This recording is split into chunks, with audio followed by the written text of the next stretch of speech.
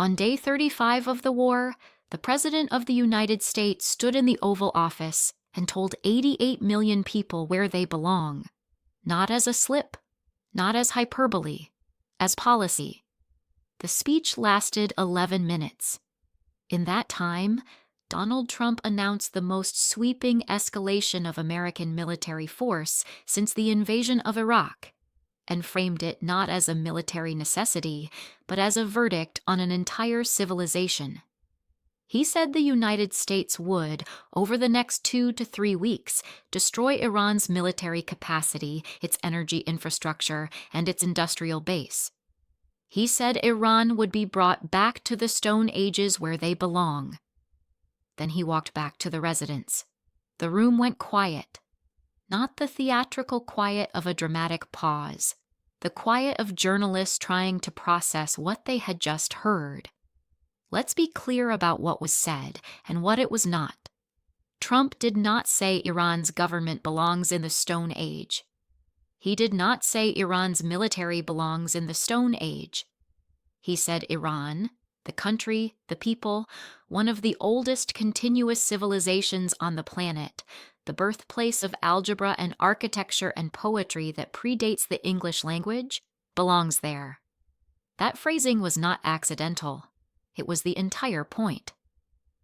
At the press conference that followed, reporters pushed back. What about hospitals running on the power grid? What about water treatment plants? What about the 20 million people living in Tehran alone? Trump's answer was consistent, unambiguous, and repeated 3 times for clarity. All civilian infrastructure is on the target list. Power plants, water systems, transportation networks, communications, everything. And on civilian casualties, his answer was that Iranians chose their government and therefore share responsibility for what happens next.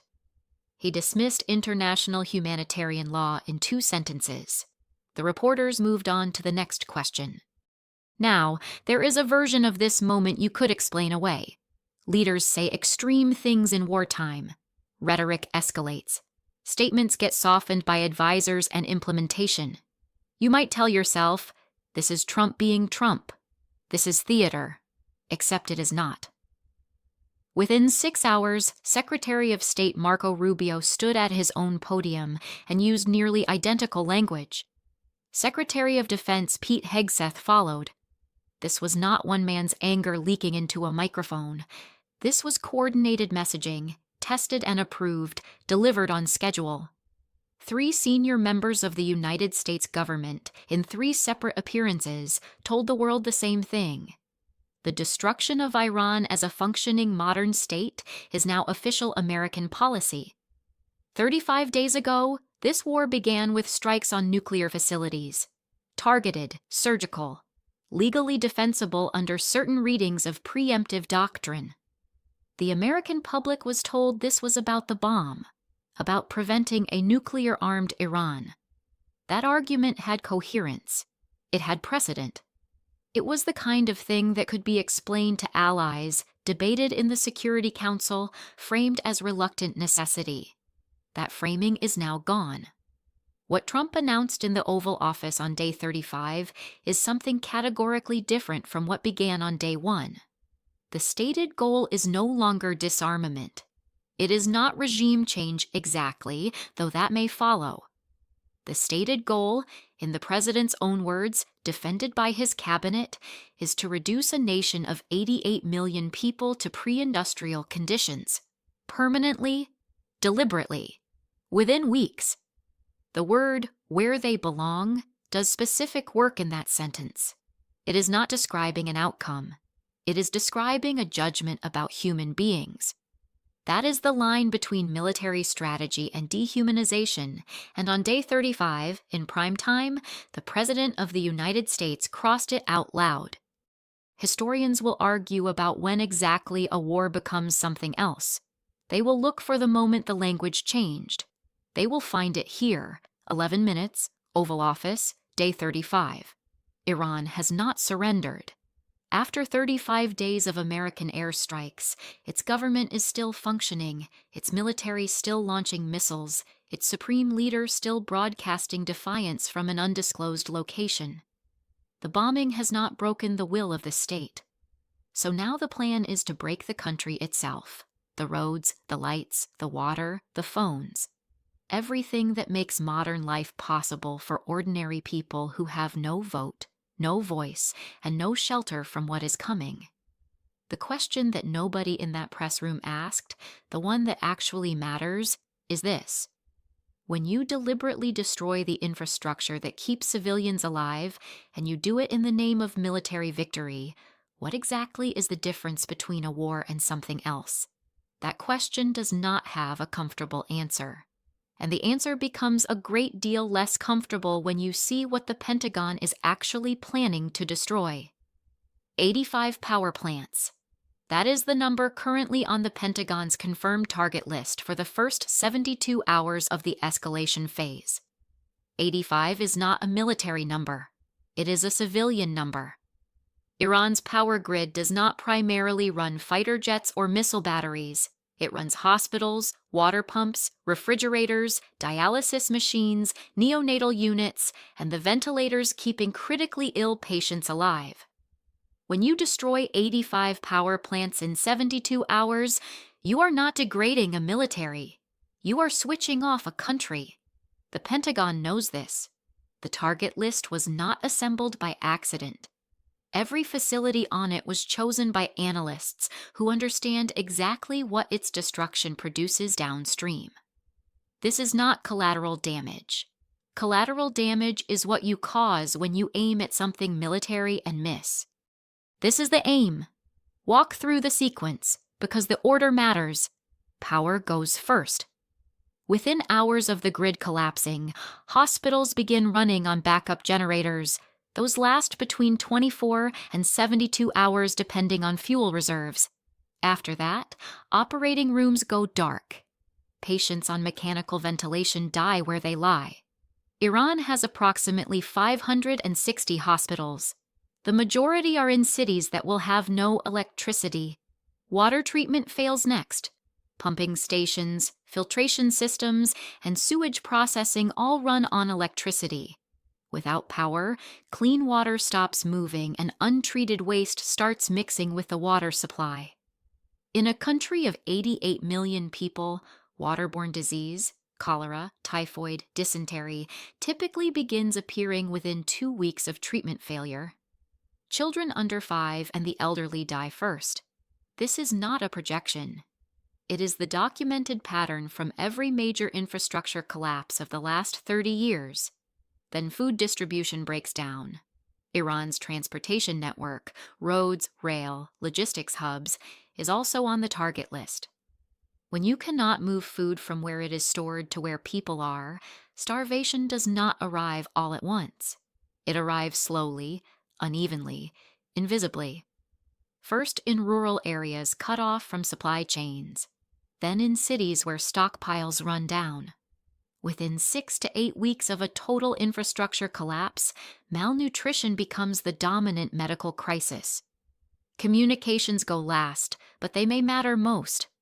When families cannot reach each other, when local governments cannot coordinate emergency response, when doctors cannot call for supplies, the human capacity to manage a catastrophe collapses entirely.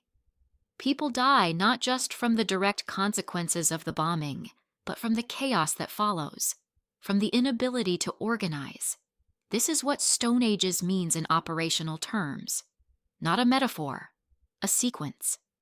Rubio, at his press conference, used a phrase that deserves attention. He called it comprehensive pressure applied to the source. The source, in context, was the Iranian population. Comprehensive pressure applied to 88 million people until their government, the one they did not meaningfully choose, in a system where real political competition does not exist, capitulates or collapses.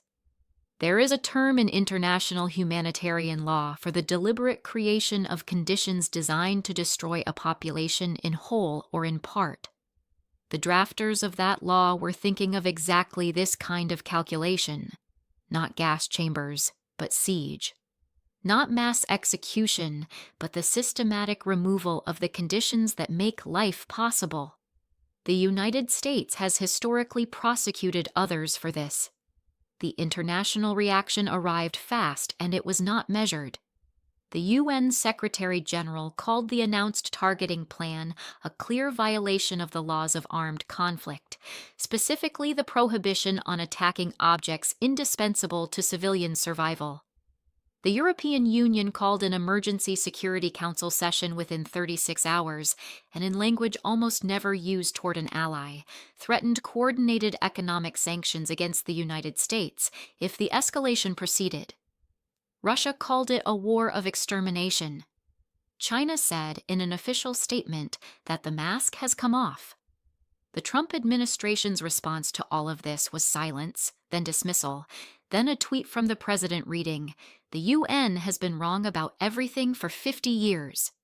So why is Trump doing this? Not rhetorically, strategically. 3 motivations, each real, each insufficient. First, he believes total destruction will break Iranian will to fight.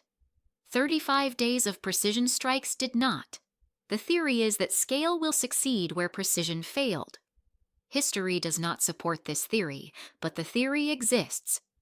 Second, he is punishing the population for not removing their government. This is explicit in his rhetoric. It is also a confession that the military strategy has no clear endpoint, because populations under bombardment do not typically overthrow their governments. They survive them. Third, and most consequentially, the goal is permanent incapacitation, not temporary disruption. Damage so severe, so comprehensive, that Iran cannot reconstitute as a regional power for a generation. Not the Iran of today, the Iran of 2045. That third motivation is the one that should stop you, because it means this was never really about the nuclear program. It was about the future. And Iran is not the only country in the region watching a powerful neighbor get reduced to rubble as a lesson to everyone else. Tehran has been listening to all of this. And Tehran has not gone quiet. Khamenei's message lasted 4 minutes and 20 seconds. It was recorded in darkness, deliberately, visibly as a statement, and broadcast on state television on day 36. He said Iran would fight in darkness, dig wells, walk instead of drive. He said the Islamic Republic had survived 45 years of American pressure and would outlast this too. Then he said something that no Western outlet led with, but should have. Iran would respond not by defending itself, but by destroying everything American in the region. Everything. Foreign Minister Araghchi spelled it out the following morning with the precision of a man reading from a prepared list. American military bases across Iraq, Syria, and the Gulf states. Allied facilities in Bahrain, Qatar, and the UAE Gulf oil infrastructure. Terminals, pipelines, the choke point at Hormuz, through which 17 million barrels of oil pass every single day. Undersea communications cables in the Persian Gulf. American satellites with known orbital paths. He said Iran had the capability and the will to execute all of it, and that the timeline would be Iran's choice, not Washington's. This is the part of the escalation that the Stone Age framing obscures. Iran is not a passive target waiting to absorb punishment. After 35 days of American airstrikes, it still has ballistic missiles, hundreds of them, with ranges covering every American installation from Ankara to Kabul. It still has an active drone program that has already demonstrated the ability to overwhelm layered air defenses. It still has proxy forces in 5 countries. Destroying Iranian cities does not eliminate Iranian missiles. It removes the reason Iran has been showing any restraint at all. The logic of the moment is not complicated, even if its consequences are almost impossible to absorb. The United States is betting that enough destruction, fast enough, will produce collapse before Iran can fully retaliate. Iran is betting it can absorb the destruction and retaliate anyway. making the cost of the American campaign so high that Washington eventually stops. Both sides believe they can outlast the other. One of them is wrong, and the process of finding out which one will be measured in bodies on both sides of the equation. History is unambiguous on one point, even if policymakers keep refusing to read it. The German blitz over Britain lasted 8 months. It killed more than 40,000 civilians and destroyed vast sections of London, Coventry, and Liverpool. British war production increased during the bombing. Public support for Churchill hardened. The population did not break, it organized. The United States dropped more bombs on North Vietnam than were used by all sides in the entirety of the Second World War. It destroyed bridges, power plants, rail lines, and cities. North Vietnam fought for another decade. The bombing did not end the war. It extended it at catastrophic human cost until Washington concluded the price was too high and left. Russia has been systematically destroying Ukrainian power infrastructure since the autumn of 2022. Millions of Ukrainians have spent winters without heat, light, or running water. Ukraine is still fighting. Its population has not surrendered. Its government has not collapsed. Bombing breaks buildings. It does not break the idea of resistance.